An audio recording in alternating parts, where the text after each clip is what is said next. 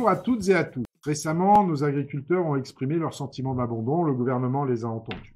Au Salon de l'agriculture, le président s'était engagé à reconnaître l'agriculture comme un intérêt général majeur en France. Cette promesse, nous allons la tenir. C'est notamment un des aspects du projet de loi d'orientation pour la souveraineté agricole présenté le 3 avril en Conseil des ministres.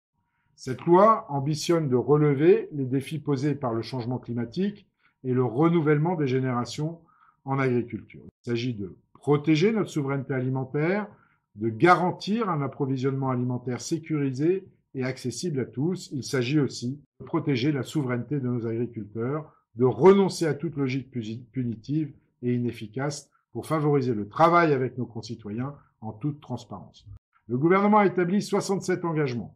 Il prévoit l'élaboration d'indicateurs chiffrés sur l'évolution de notre souveraineté alimentaire et la transmission d'un rapport annuel au Parlement.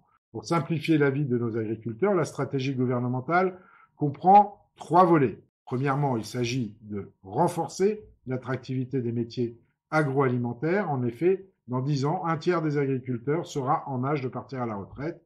Alors le gouvernement propose un programme national de découverte des métiers agroalimentaires ainsi que la création d'un bachelor agro pour permettre aux futurs professionnels d'améliorer leurs compétences.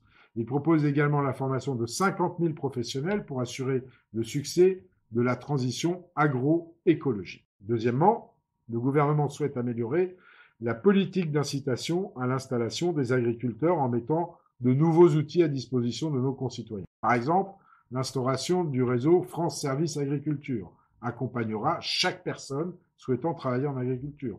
D'autre part, la création d'un groupement foncier agricole d'investissement devra permettre d'attirer de nouveaux capitaux pour l'agriculture. Enfin, pour faciliter la vie des agriculteurs, le gouvernement propose de réduire les délais de recours contentieux contre les projets agricoles, adaptant les procédures pour garantir aux agriculteurs une visibilité rapide sur la conformité de leurs projets.